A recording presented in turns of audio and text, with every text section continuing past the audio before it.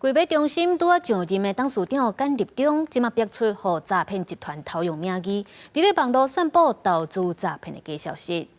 规北中心指出，最近发现有人伫咧网络媒体假做是规北中心的董事长简立中，要骗人去投资。规北中心强调，简立中无做啥物天虹证券柜台买卖中心的老师，嘛无开啥物投资的群组，呼吁民众爱清楚这是骗人的，千万唔通互诈骗集团拐去。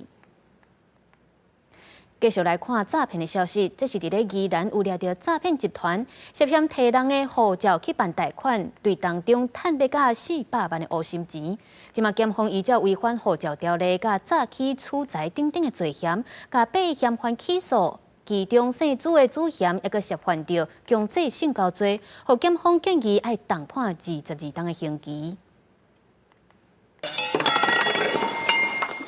警方甲门撬开，入去这间徛家，也请叫内底嫌犯拍来甲伊压制，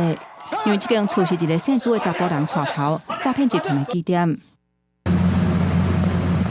根据检警的调查，这个姓朱的主嫌，伊甲姓黄、姓洪、甲姓陈的朋友，甲一个咧开头毛店姓陈的查甫人骗讲，因开养猪公司，有办法用护照来办贷款。毋过因收集的21本护照，买单、买付互车商、甲车手，还有办贷款拢爱费用，所以甲这个开头毛店的查甫人骗要400万。这个受害者因为一直拢等无钱入来，所以无爱阁甲钱摕出来，阁去互姓朱的主嫌等人恐吓。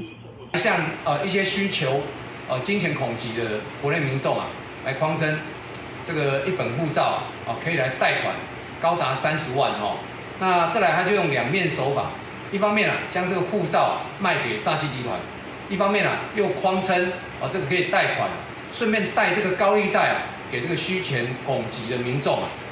警方甲姓朱的主嫌等8个人逮捕了后，以诈骗、违反护照条例等罪起诉。另外，检方嘛查出这个姓朱的主嫌，还佫有牵连一件强制性交罪，犯罪情形严重，并且法院重重甲伊判22年的徒刑。